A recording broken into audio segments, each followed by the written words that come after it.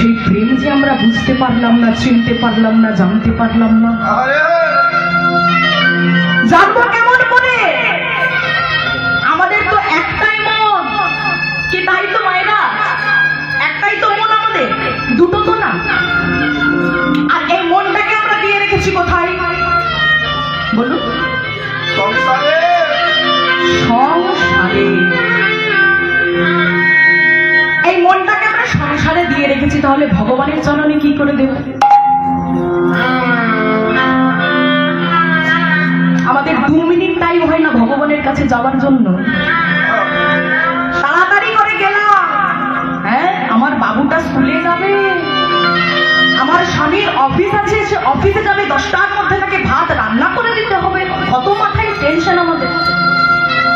কিন্তু আমাদের পরিবারে যে আরেকজন সদস্য আছে আমরা সেটাই ভুলে যাই, সেটাই আমাদের মাথা থেকে বেরিয়ে যায়। ঠাকুর ঘরে ঢুকে 5 মিনিট টাইম হয় না, দুটো নকুল দানা দিলাম, ছুড়ে দিলাম।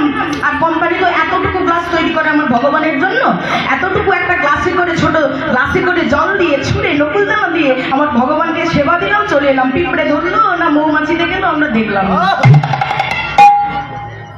ভগবানকে নকুল দানাই দিলাম, নকল দানাই দিলাম। আমরা চিনতে পারলাম না ভগবানকে, জানতে পারলাম না ভগবানকে।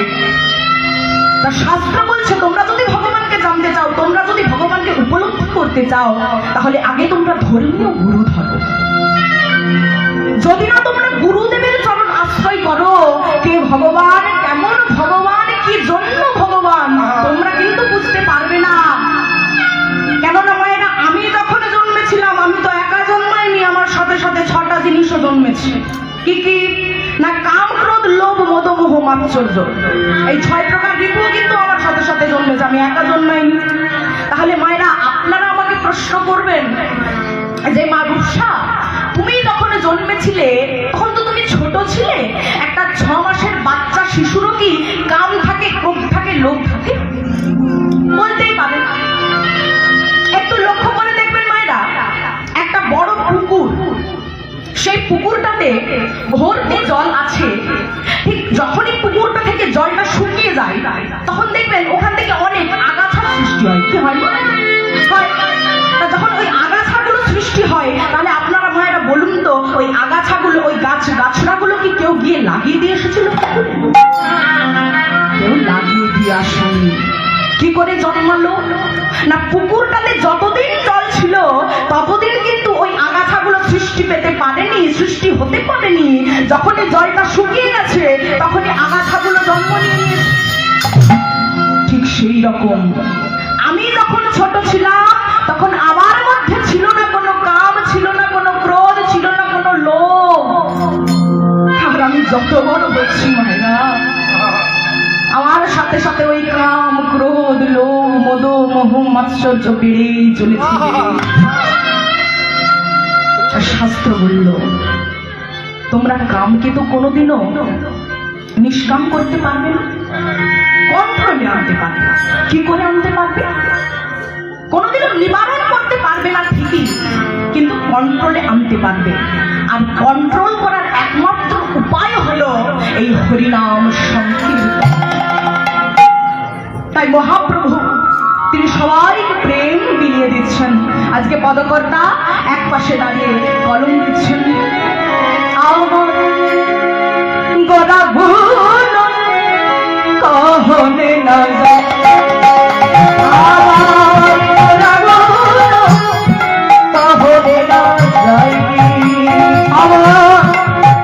গোরা ভুল কহনে না যায়,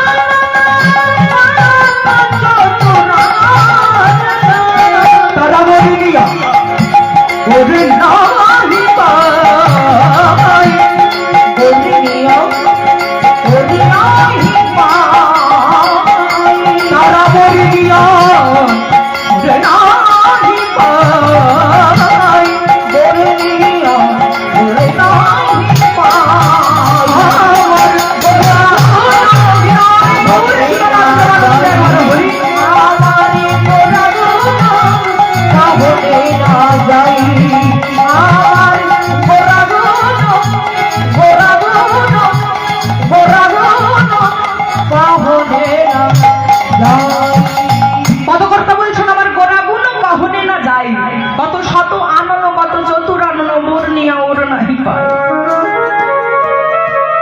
আজকে পদকর্তা বলছেন আমার গোড়ার এত গুণ, গোড়ার এত রূপ, যেটা বর্ণনা করা যায় না। বাবা বলুন তো আমরা চতুরানন কাকে বলি? আসতে ব্রহ্মাকে। তাহলে আমরা শুনেছি যে ব্রহ্মার 4টে মস্তক বা 4টে মাথা, তা আবার 100টা মাথা ব্রহ্মা আছে, 1000টা মাথাও ব্রহ্মা আছে। আমরা যেতে পারি না, জানতে পারি না, পড়তে পারি না। হ্যাঁ, পড়তে পারি না বলে জানতে পারি না, কিন্তু 1000টা মাথা ব্রহ্মাও আছে, 100টা মাথা ব্রহ্মাও আছে, 10টা মাথা ব্রহ্মাও আছে, 4টে মাথাও ব্রহ্মা আছে। তাহলে আপনারা বলবেন কিভাবে সম্ভব? অনন্ত কোটি ব্রহ্মাণ্ড, এটা আপনারা সবাই জানেন। তাহলে অনন্ত কোটি ব্রহ্মাণ্ড যেহেতু আছে, সেহেতু অনন্ত কোটি ব্রহ্মা আছে। সেই অনন্ত কোটি ব্রহ্মার কারো 4টে মাথা, কারো 10টা মাথা, কারো 100টা মাথা, কারো 1000টা মাথা। তাহলে সেই 1000টা মাথা ব্রহ্মা আমার গোড়ার রূপের কথা, গোড়ার গুণের কথা বলে শেষ করতে পারছে না, বর্ণনা করতে পারছেন না। 5টা মাথা, পঞ্চানন আমরা যাকে বলি, যে বসে আছেন মহাদেব, সে মহাদেবের 5টা বদন, 5টা মাথা। তিনি 5টা বদন দিয়ে আমার ভগবানের গুণের কথা বলে শেষ করতে পারছেন না।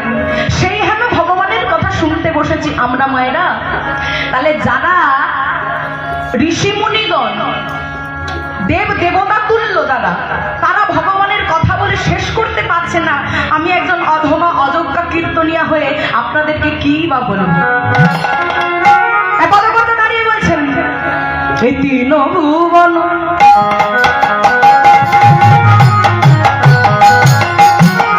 আনন্দে ভরিল, এই 3 ভুবন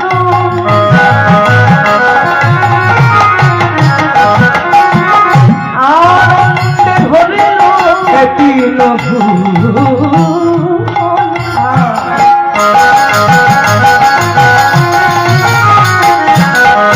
আনন্দে ভরিল, 3 ভুবন আনন্দে ভরিল।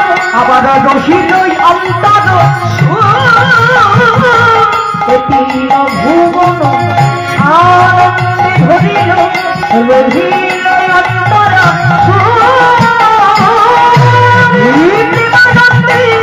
এমন গৌরঙ্গে মদিনা জন্মিল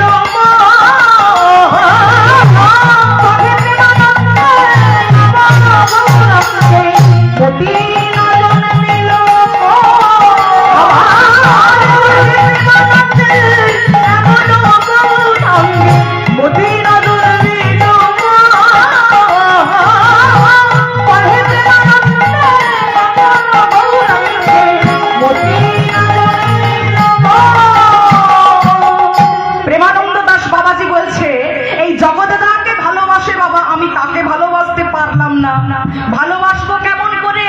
আমি যে বেদ পড়েছি, দর্শন করেছি, কিন্তু যে আমার গৌরাঙ্গকে ভজন করি নয়।